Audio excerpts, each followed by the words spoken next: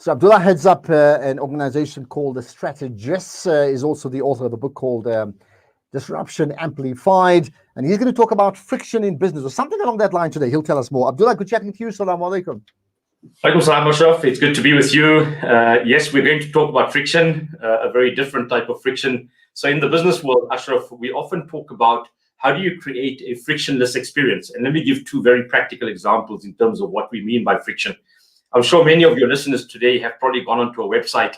They've heard about it from their aunt or their friend or from their sister or their brother or their dad. And so they went onto this website, and the website is particularly difficult to navigate.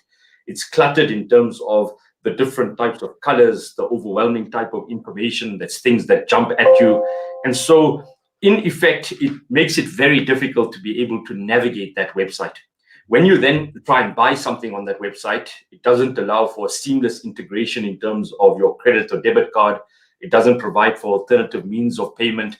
And then it requires you to fill out a number of different form fields. And sometimes you think, why is it that I need to give my first primary school to this website? What relevance does it have? And so in effect, that's an example of digital friction.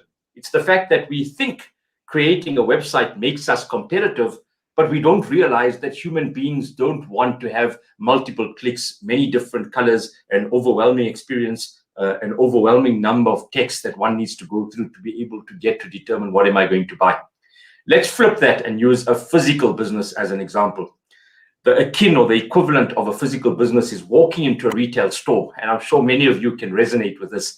And when you walk into the store, they sell everything from bicycles to baseball hoops and basketball bats and frozen chicken. And there's sweets from the 1990s. And it's quite a difficult experience. It's like a business that you've got to crap into when you go there. And then when you get to find items, there is no price in terms of that item. So you have no idea what you're going to get charged. And it's in Afrikaans, as we say, a gesigteprys. So when you get to the till, they're going to determine what they're going to charge you for it. When you get to the till, they don't accept a credit or debit card. They don't accept tap payments. They accept only cash. And there is no parking outside. Two very practical examples, Ashraf, but that's friction. It's the fact that we think that we can create businesses without understanding the customer. The customer, unfortunately, has become used to and accustomed to a frictionless experience. And in order to be successful in business, we've got to reduce the friction. Well, I think you make a good point. And as a result of that friction, that customer, stops becoming a customer, or is a customer less than they were before? And that's a problem for your business, right? Yeah, look, unless you, as you used in the first week, unless you Kentucky, you've got something that is very competitive, very different, something that nobody else can replicate. You're willing to go through that friction. If you don't, unfortunately, customers have agency, they've got choice, they've got options. And so they can go through to many different other ways in order to engage that. And I want maybe our business owners to think of a few things. One, all of us in the current context are overwhelmed in terms of time. So one, how do you reduce the time that people spend with either your online or your physical presence in a store? Number two, how do you make it as easy as possible for a customer to engage, interact, and or buy from you? And I would say the practical way that we do this is to be able to journey map a number of potential customers.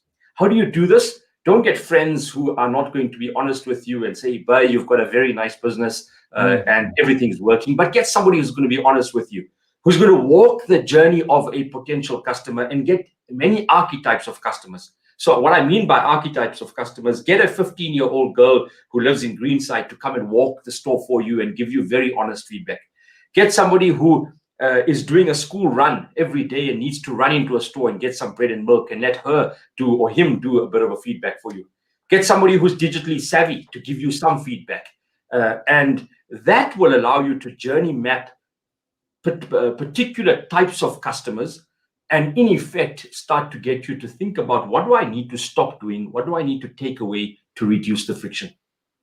And I mean, and the bottom line to all of this, and I can hear that as you talk, it's not just about the product you sell. It's understanding processes and optics and how people can buy into all of those things, right?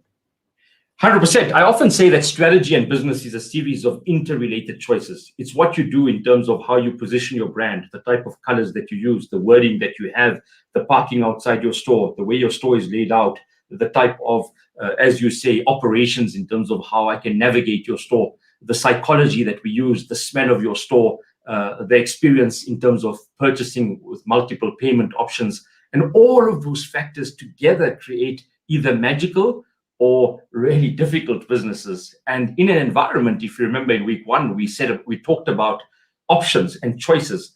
So you know that in the 80s and 90s, there weren't many options and choices. Today, I can order something globally, get it delivered to my store or my house in 3 to 4 days from the US or from China. And so we're not competing only with the local store. You're competing with stores around the world. And that brings together and knits together all of what we've spoken about. Friction, reduce it. Compete in terms of differentiation. Make sure you put the customer at the center. And then finally, manage your costs that you're able to do all of this effectively.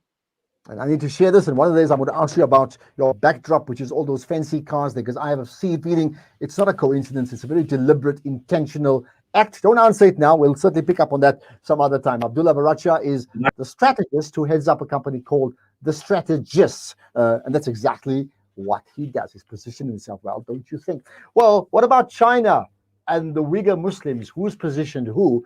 There's an issue around information or disinformation that we need to touch on. And after that, we'll chat to Naeem Jina. Looking forward to him in the Champion People feature.